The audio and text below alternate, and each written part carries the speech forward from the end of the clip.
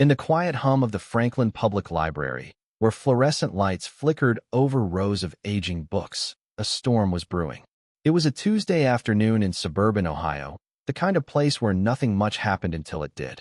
Ellen Harris, a 17-year-old with a sharp mind and a worn hoodie, sat at a wooden table near a faded "no recording" sign. Her laptop glowed softly, her noise-canceling headphones cocooning her in focus. She wasn't just a student working on a project.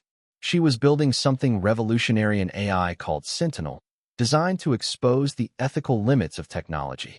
But in a single, shattering moment, her quiet ambition would collide with a force far older and uglier, fear dressed in a badge. Ellen adjusted her tripod carefully, the camera lens pointed at her face. She was rehearsing lines for a scholarship video, her voice low but steady. "Target confirmed.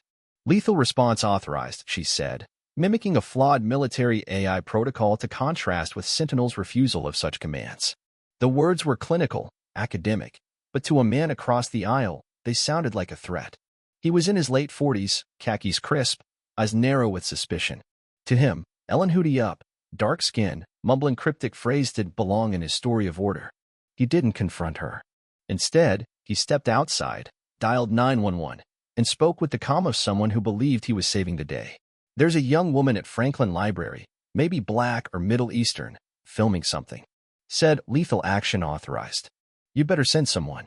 Inside, Ellen was oblivious, her world reduced to code and clarity. She didn't hear the sirens approaching or see the man pacing outside, his phone still warm from the call. But the library, once a sanctuary with its bulletin board of free tutoring flyers and children's corners smelling of crayons, was no longer safe. It had become a stage for a tragedy scripted by bias. Officer Carl Thompson arrived first. A veteran with a history of quick draws and quicker excuses, he moved with the confidence of someone who'd done this before. His body cam blinked off as he crossed the threshold, a silent choice that spoke louder than words. He scanned the room, ignoring the librarian's startled glance, and zeroed in on Ellen. Her back was to him, her headphones pulsing softly. To Thompson, the setup screamed guilt. Hoodie, camera, solitude. He didn't call out. He didn't ask questions. He drew his gun and closed the distance in 7 deliberate steps. The muzzle hovered an inch from Ellen's skull. She didn't see it, not yet. Her fingers danced across the keyboard, calibrating Sentinel's response layers. Then, a glint of metal caught her eye, not sunlight, but something colder. Her shoulder twitched, and her hand darted to her phone. 2 taps, and the red light blinked on. Live stream. Instinct, not fear, drove her. She'd seen too many stories erased, too many truths buried. If no one saw it, it didn't happen. She raised the phone just enough to frame herself, the laptop, and the shadow creeping behind her. Thompson's voice cracked the silence. "Hands where I can see them." The shout shattered the library's stillness. Books fell. A child gasped. Ellen's hands rose slowly, empty, her face not terrified but confused. "What?" she said, her voice steady despite the chaos. He grabbed her phone, twisting her wrist harder than necessary. It clattered to the floor, still recording, capturing boots and shadows. "Are you armed?" he barked. "No, I'm a student. This is for school." He didn't listen. "I heard you. Lethal action authorized. You think that's a joke?" Ellen's eyes locked on his. "It's a simulation. I wrote the AI." But to Thompson, her words were irrelevant. She'd already been cast as the villain. A librarian, Margaret, 70 and fierce, tried to intervene. "She's just filming a project." Thompson waved her off, his gun still raised. A teenage boy across the room pulled out his phone and hit record. Thompson barked, "Put that away." But the boy didn't. Ellen spoke again, her voice cutting through the tension. "You're pointing a gun at a 17-year-old girl filming a scholarship project in a public library. You're not protecting anyone." Thompson's jaw tightened. "You don't lecture me." But Ellen wasn't lecturing. She was stating a truth that no longer fit the room. The phone on the floor kept streaming, comments flooding in. "Is this real? Someone help her." Sentinel, sensing the threat, activated its failsafe. The video was fragmented, encrypted, and scattered to secure Serversa Professor's inbox, a digital rights forum, and anonymous cloud repositories.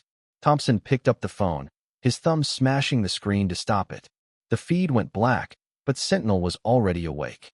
It didn't need his permission. It had a purpose, to remember. Within minutes, the video was everywhere. A student in Chicago shared it on Slack. A 30-second clip hit Twitter with the caption, "She was filming her future." He saw a threat that didn't exist. By 4 p.m., it had 3 million views. Hashtags erupted. Franklin Library, she was studying. The internet found an older clip. Ellen at 7, pushed to the ground by Thompson at a protest, her sign reading, "I deserve to be safe." The symmetry was haunting. 2 moments, 10 years apart, one officer, one girl, no progress. The backlash was swift. Screenshots compared the original video to edited versions pushed by skeptics. A civil rights attorney tweeted, "She filmed brilliance. He filmed fear." Merchandise appear: shirts, pins, posters with "She coded truth." A middle school photo surfaced, Ellen in a robotics club, captioned, "She was always the smartest in the room." The narrative wasn't curated, it was undeniable. Thompson's past unraveled next. Leaked records revealed 7 complaints: excessive force, intimidation, all dismissed. A retired officer, Clarence Reed, spoke out. "I reported him twice. They called it a personality conflict." A 911 dispatcher, anonymous, read from her log, "He entered a property without cause. I was told not to create paperwork." The evidence piled up, each piece a brick in a wall of accountability. At the disciplinary hearing, the room was a pressure cooker. Thompson sat rigid, unapologetic, as footage played. The protest, the library, his own words to recruits years ago, "If they're in a hoodie with something shiny, assume it's a weapon." Ellen sat in the third row, her gaze a silent indictment. When their eyes met, Thompson looked away. The board played the clips twice. He shrugged. "I followed protocol." A board member snapped, "You followed instinct." He smirked. "Same thing where I was trained." The hearing ended without fanfare. Thompson's resignation arrived days later, a fax sheet with no signature, no period. An HR intern pinned it to the precinct bulletin board, adding in bold, "Resignation accepted for ethical failure." It stayed there, curling at the edges, a relic of cowardice. The local paper ran a photo of it, captioned, "The only case he closed was his own." Ellen didn't chase the spotlight. She returned to Franklin Library, sitting at the same table, writing Sentinel 2. This version didn't wait for threats, it activated near power, recording not just words but pauses, hesitations. She uploaded it to open-source networks with a single line. "I wrote this because no one should live stream to live." A librarian approached, hesitant. "Can I help you, miss?" Ellen looked up. "Just don't forget." He nodded and walked away. Sentinel spread like wildfire. Coders worldwide forked it, adding multilingual triggers, offline logging, and auto-encryption.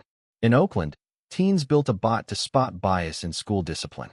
In Detroit, a clinic used it to log escalations during outreach. A museum archived its evolution, calling it the first ethical sentinel born of consequence. Policies shifted. Cities mandated body cam reciprocity. Schools reversed bans on device logging after student protests.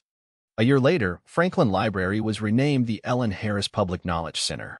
At the quiet unveiling, a 7-year-old girl approached Ellen, holding a notebook. "Are you her?"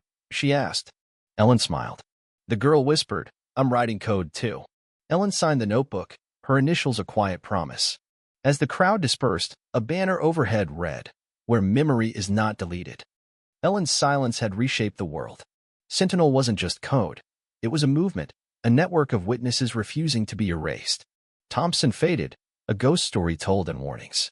But Ellen's legacy endured, etched in copper, coded in truth, carried by a girl who'd turned fear into memory and memory into power. What do you think?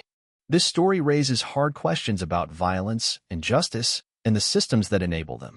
Do you believe technology like Sentinel can hold power accountable, or does it risk escalating tensions? Have you witnessed or experienced moments where truth was silenced or amplified?